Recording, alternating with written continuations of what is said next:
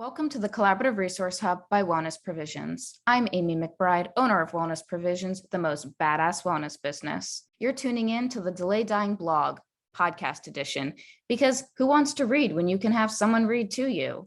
Unless you like using your eyeballs, then catch every single essay over on the website. Just select ones, make it to the podcast. And if you're the pill popping type, no supplements, then Welly P has you covered. We supply rock and rollers with high quality supplements. We're a trustworthy place to go where you can essentially shop blindfolded. Last but not least, my legal disclaimer: nothing in this essay or the Collaborative Resource Hub substitutes medical advice. Please connect with your GP if you need medical guidance. These are my essays, my take on all things wellness, written to educate and inspire. Enjoy today's essay.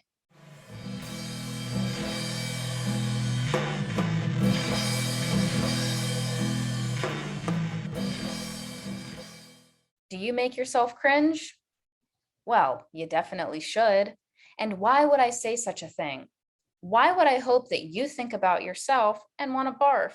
Because it means you're growing and evolving as a human being. And for the record, I don't mean looking at yourself in the mirror and cringing. That's a whole other level of not okay. And if that's what's going on, please reach out to me. All right, so thinking about yourself, looking back at your life, and feeling sick to your stomach. That's a really good response.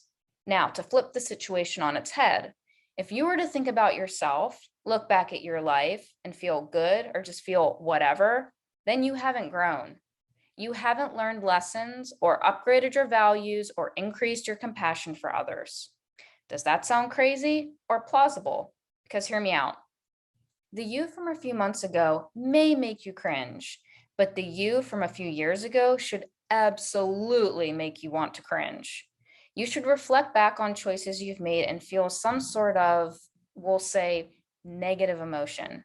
But side note, negative emotions aren't actually negative. They just point you in the direction of things that need to change so you can feel some peaceful resolve. Therefore, they're important and not to be viewed as negative. But for the sake of understanding, we'll continue to run with the word negative. So, looking back at the you from your past and feeling negative emotions is amazing. But now what? What do you do with those feelings? Cry and think you're total garbage and you ruined everyone's life, including your own?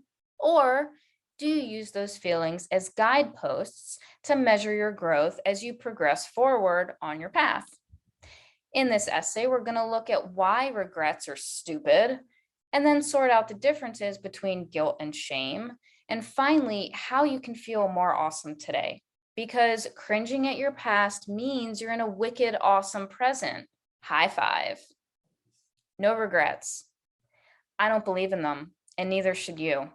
If you're committed to working on becoming a better version of yourself all the time, then that indicates you're always growing. Growth happens from events and experiences in the past. Putting a seed in the ground happened before the seed sprouted and grew tall towards the sky, right? Right. So now you have a choice. You can choose to learn from the past or look back and think it ruined your life.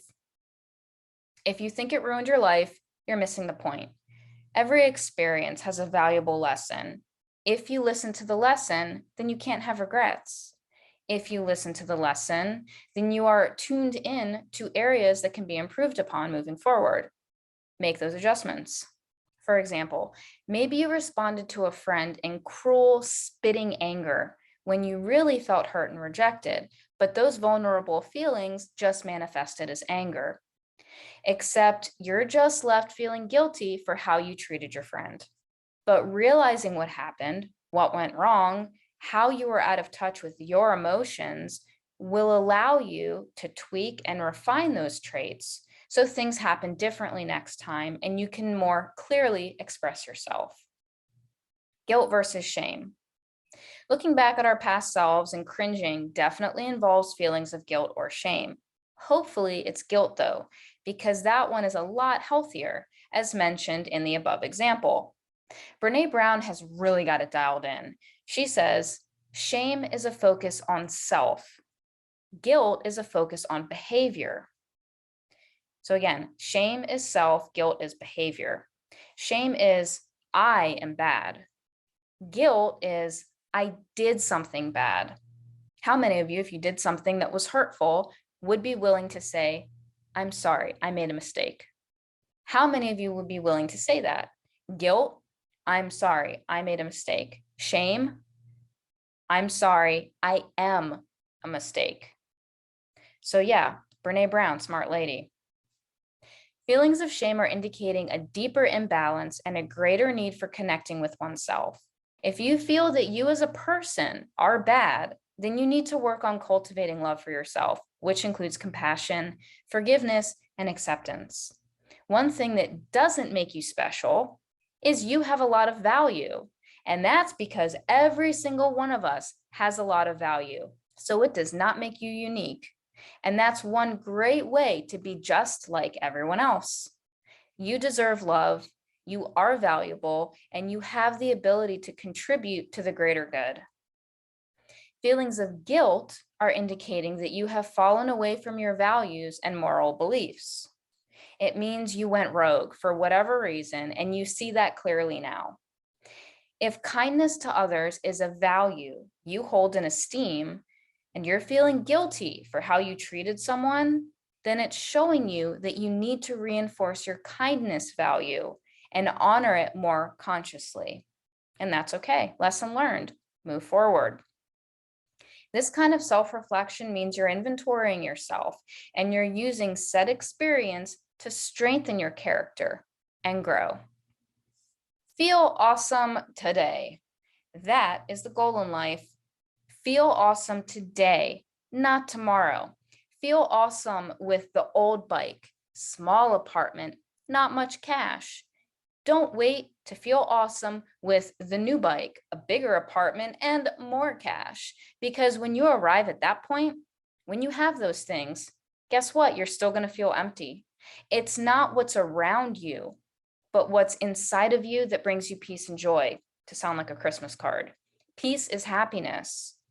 And peace comes from acceptance. Acceptance is born out of forgiveness. And being able to forgive yourself and forgive others means you are capable of letting go and moving forward. And forward movement is growth and evolution. And here we are, evolving, because everything in our past has shaped who we are today. And you must love who you are.